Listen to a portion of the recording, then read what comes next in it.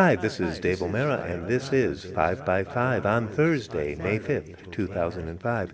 Today I'm going to resume reading from Henri Poincaré, The Value of Science. This is actually from Science and Hypothesis, his chapter on the classical mechanics.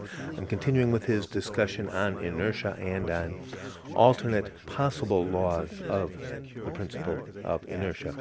So he starts off, let us for a moment suppose that one of these two laws is a law of nature, even substitute that job had nothing whatsoever to do with the academic world. I personally was still very much on an academic schedule, having more or less taken some time off from graduate school in the creative writing program at Syracuse University to take this job and be a midnight, mostly intense security guard. I'm like a slave who gets drunk during his rest hour, two miseries inhabiting one body. With the clarity afforded by the lightning flashes of reason that pick out from the thick blackness of life the immediate objects it is composed of, I see with utter lucidity all that is base. But it happened in one of those evenings, and I remember the time and place quite clearly, although not the particular date. And it's a very quiet moment. I suddenly realized I was thinking about a problem that had been bothering me, and I suddenly looked at it from a different point of view. And in some sense, I now look back on this more than 20 years later as a major turning point in the positions and motions of the bodies. Okay, so it's either a simple first order determination in the first case and a third order in the second case. Okay, so one of these is going to be our alternate law of inertia. Let us now modify our supposition a little, he continues. Suppose a world analogous to our solar system, severe, but one in which not all-powerful.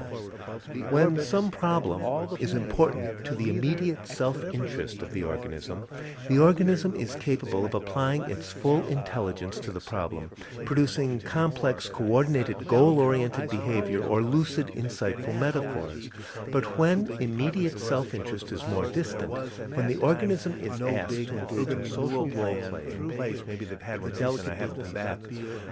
In short, Presidential Plaza, where I was working, was a place struggling to maintain an air of upscale high modernism, while Rust Belt's urban decay encroached on it from all sides. And there I was, sitting in its lobby, reading and writing as best I could. Why I got the job? Well, I had been the law of inertia, which they would adopt, would be the former, the first order, the former of the two hypothetical laws I have mentioned, okay? Now imagine this system to be someday crossed by a body of vast mass and immense velocity coming from a distant constellation. All the orbits would be profoundly disturbed.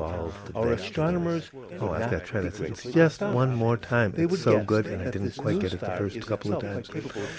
That shameful flight into myself, the cowardice of mistaking for life the rubbish tip of a soul that others only visit in their sleep, in that semblance of death through which they snore. In that calm, freezing night, very, very cold night, there at Presidential Plaza, the Jefferson Towers, the particular building in this apartment development in downtown Syracuse, where I was the third shift security guard.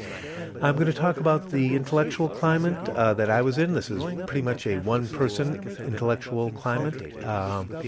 Basically, what I was reading at the time, what my attitude toward various questions. It was part of the definition, the essential part of the definition of what it meant to be a person.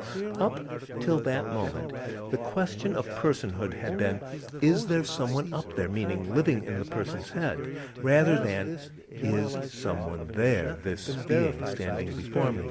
And so the movie started. I don't remember what it was. This could have been one of and then he'll continue on, and we'll probably get to that the next day.